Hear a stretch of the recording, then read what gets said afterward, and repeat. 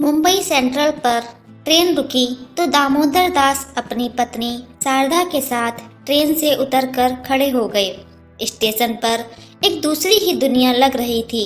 सब अपने अपने घर या अपने घर से दूर, सभी को जल्दी थी। अचानक दोनों की नज़र अपने बेटे अमित और बहू मीरा पर पड़ी। दोनों ने उनके पैर छुए तो शारदा ने बहू मीरा को गले से लगा लिया। शारदा मीरा से नया संबंध जोड़ने के लिए अति उत्कृष्ट थी। पिछले महीने ही गाजियाबाद में विवाह के एक हफ्ते बाद अमित मीरा के साथ मुंबई वापस आ गया था। रिश्तेदारों की भीड़ और नए पुराने रीति रिवाजों की भीड़ में शारदा का बहू से केवल औपचारिक रिश्ता ही बन पाया था। फोन पर भी ज़्यादा बात अमित ही करता था। स्टेशन से ठाणे तक लगभग 1 घंटे की ड्राइव में मीरा चुप ही थी। दामोदर जी और अमित तो वैसे भी आपस में कम बोलते थे। बस शारदा जी ही सबसे कुछ न कुछ बात करती रहती थी। अमित और उससे बड़ी बहन निशा जब स्कूल जाते थे तो उनकी स्कूल की बातें बिना सुने उन्हें चैन नहीं आता था। शारदा जी कार से बाहर देख रही थीं। तेज रफ्तार गाड़ियां जिस अनुशासन से अपनी अपनी लाइन में फर्राटे से भाग रही थीं, शारदा जी को किसी दौड़ प्रतियोगिता की आवाज़ आने लगी। अब वे खुद भी तो उस दौड़ का हिस्सा थे। घर पहुंचकर दामोदर जी और शारदा जी नहा धोकर खाना खाकर आराम करने लगे। अमित और मीरा के नए घर में लेटते ही शारदा जी को अपना गाजियाबाद का घर याद आ गया, जहां उन्होंने जीवन का एक बड़ा हिस्सा बिताया था। दामोदर जी के रिटायर होने पर अमित के विवाह के बाद वह अपना घर बेचकर यहाँ आ गए थे। निशा दिल्ली में थी। दोनों जीवन संध्या की यह बेला बेटे बहू के साथ बिताना चाहते थे। समय की धुरी पर चलता अतीत में खोया मन पता ही नहीं चला। मीरा का समय ऑफिस और घरों के कामों में बीतता था। शारदा जी ने एक दिन कहा, बेटा घर के कामों की चिंता मत किया करो, काफ़ी काम तो मेड कर ही जाती है, बाकी मैं कर ही लूँगी, पूरा दिन खाली तो रहती हूँ। लेकिन मीरा उन्हें कोई जिम्मेदारी नहीं सौंपना चाहती थी। सब काम खुद करना पसंद करती थी। अपनी गृहस्थी में उसे किसी का हस्तक्षेप पसंद नहीं था और सास का तो बिल्कुल भी नहीं। शारदा जी को घर के कामों से अलग थलग रखने में मीरा का शारदा जी के प्रति सेवा भाव होता तो बात और थी, पर मीरा बिल्कुल नहीं चाहती थी कि शारदा जी किसी भी रूप में उसके घर संसार से जुड़ें। प्रत्यक्षता वह इतना ही कहती, नहीं मम्मी जी, कोई काम होगा तो बता दूंगी, आप लोग बस आराम करें। वे दोनों उसके लिए केवल मेहमान थे और ऐसा भी नहीं कि यहाँ उसके कोई और रिश्तेदार नहीं थे। उसके माता पिता मीरा के विवाह के बाद अपने बेटे के पास अमेरिका चले गए थे। मीरा के बिना कहे भी स्पष्ट था कि एक लंबे समय के लिए उस घर में उन दोनों का रहना मुश्किल था। कितने चाव से वे अपना सब कुछ समेट कर यहाँ आए थे। रिटायरमेंट के बाद अपना घर बनाना तो दूर, यहाँ वे अपनी पहचान ही खो बैठे थे। बेटे बहू के व्यस्त जीवन में उनका कौन सा स्थान है वह समझ नहीं पा रहे थे। वातावरण की औपचारिकता उन्हें दम घोटू लगने लगी थी।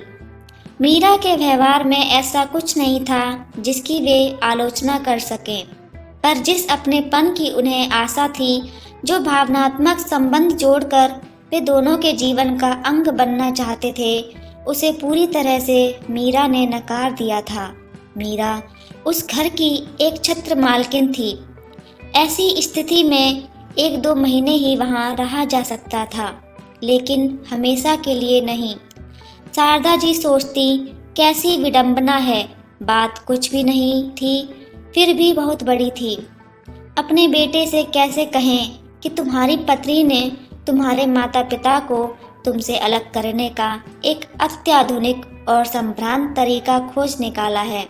तुम्हारे घर में उसे हमारी उपस्थिति बिल्कुल सहन नहीं है। क्या सचमुच अमित मीरा के इस अभिजात्यपूर्ण व्यवहार में छुपी मानसिकता समझ नहीं पाता। मीरा अभी ऑफिस में थी। अमित थोड़ा जल्दी घर आ गया था। ऐसे अवसर कम ही होते थे। शारदा जी ने बात छेड़ दी। सोच रहे हैं थोड़े दिन निशा के यहाँ हो आए। शारदा जी को लगा अमित रुकने के लिए कहेगा। अमित ने कुछ नहीं कहा, क्योंकि वह जानता था कि घर में सब कुछ असहज था। इससे पहले कि दिलों का तनाव बाहर आए, उनका जाना ही ठीक था। वह सोच रहा था जीवन भर का साथ तो पत्नी के साथ ही निभाना है, और फिर उन दोनों का मन भी तो नहीं लग रहा है। उनसे रुकने के लिए ना कह पाने की असमर्थता का अपराध बोध था उसे, पर इतना ही बोला, हाँ ठीक है चले जाइए, फिर यहाँ आना ही है। बिना कहे बहुत सी बातें समझ आ जाती हैं, खासकर अपनों के बीच। अमित ही उन्हें स्टेशन छोड़ने आया था। मीरा ऑफिस चली गई थी। अमित ने माँ के हाथ में कुछ रुपए जबरदस्ती रख दिए। माँ की आंखों में आंसू देख न जाने कहाँ से उसकी आंखों में भी आंसू पलकों पर ही ठहर गए। पैर छूने झुका तो दामोदर जी ने उसे गले लगाते हुए सारे गिले शिकवे पीछे छोड़ दिए। अगले दिन दोनों निशा और दामाद विजय के घर में थे। निशा के जुड़वा बच्चों रीना और टीना के साथ पूरा घर अस्त व्यस्त था। निशा की नौकरी की व्यस्तता और जुड़वा बच्चे। आया बच्चों को संभालने में लगी रहती थी। घर की सफाई का किसी को ध्यान नहीं था। आते ही शारदा जी ने बेटी की बिखरी गृहस्थी संभाल ली। घर की काया पलट हो गई। निशा की खुशी का तो ठिकाना नहीं था। सब काम समय पर होने लगा। आया भी ज्यादा ध्यान से काम करने लगी। छोटे बच्चों की देखभाल नाना नानी की स्नेह छाया में हो रही है। इस बात से विजय और निशा दोनों खुश थे। विजय ने सोचा, अगर ये दोनों यहीं रह रहे हैं तो आया की क्या जरूरत है। उसने अपने मन की बात शारदा जी के सामने रख दी तो उसने भी सोचा, विजय ठीक कह रहा है कि जो देखभाल घर के लोग करते हैं वह नौकर कहाँ कर सकते हैं। जबकि दामोदर जी का सोचना था कि इस उम्र में पूरी तरह से बच्चों का और घर का काम संभालना मुश्किल है, पर वह चुप रहे। धीरे धीरे घर और बाहर के सारे काम दोनों के कंधों पर ही आ पड़े। शुरू में तो मुंबई के खालीपन के बाद यह व्यस्तता उन्हें अच्छी लगी, परंतु फिर बोझ लगने लगी। आया के जाने के बाद शारदा जी अकेली कितना कुछ कर सकती थीं। उसने स्वयं आगे बढ़कर सारी जिम्मेदारी ली थी। वह किसी से कहती भी तो क्या।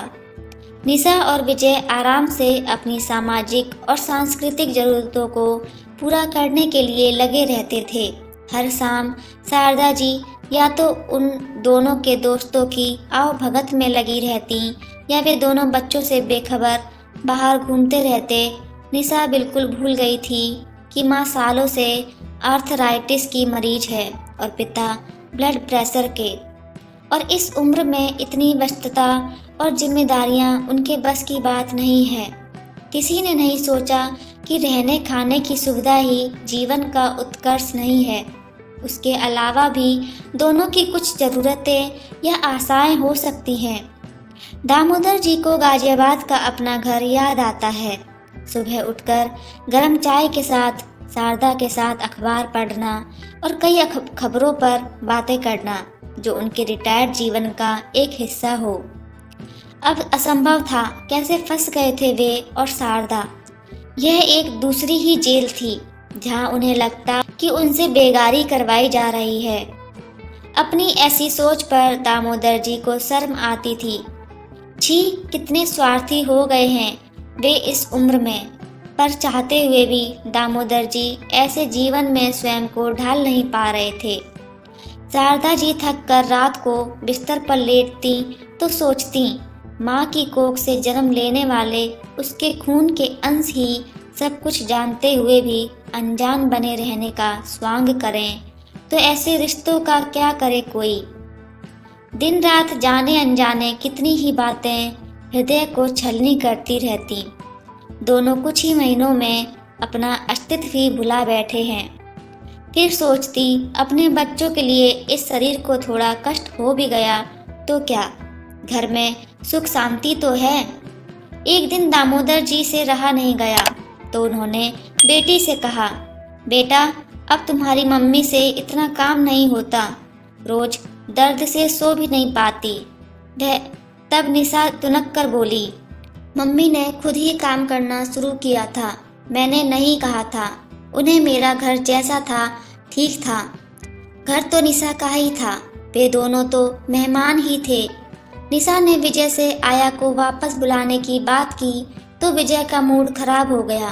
खैर आया आई तो शारदा जी ने चैन की सांस ली, लेकिन विजय का व्यवहार बहुत बदल गया, जिसे महसूस कर दामोदर जी और शारदा जी का मन एकदम उचट गया।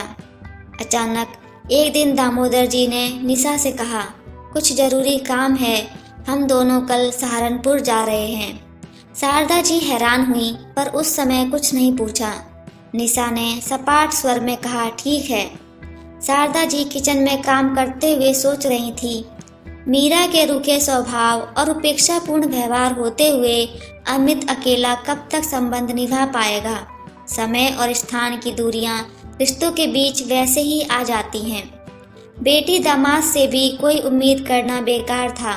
रात को सोते समय शारदा जी ने पूछा, यह सहारनपुर का क्या चक्कर है? शारदा, याद है मेरी पहली नौकरी की शुरुआत वहीं से हुई थी और हमारा पहला घर भी वहीं था, इसलिए सहारनपुर कह दिया। मतलब वहाँ कोई काम नहीं है। शारदा जी की आंखों का गीलापन उसके गालों पर महसूस करते हुए दामोदर जी ने उसे हल्के से छुआ। उस स्पर्श में सहभागिता का एक एहसास था। शारदा, बहुत बड़ा काम है, मकान ढूंढना है। सच ही तो है, शारदा ने सोचा, जीवन का एक बहुत बड़ा सच जिसे वे इस उम्र में भी नकार नहीं पाए थे। एक अपने घर की तलाश। इस बार वे अपना घर किसी हालत में नहीं छोड़ेंगे। रात के अंधेरे में भी दोनों ने एक दूसरे के चेहरे के भाव पढ़ लिए थे। दोस्तों, ये कहानी आपको कैसी लगी? अगर अच्छी लगी तो कमेंट के माध्यम से ज़रूर बताएं और चैनल पर नए हैं तो चैनल को सब्सक्राइब जरूर करें। आपका एक सब्सक्राइब मेरे लिए मोटिवेशन का काम करता है। तो मिलते हैं अगली ऐसी ही एक और अच्छी कहानी के साथ। धन्यवाद।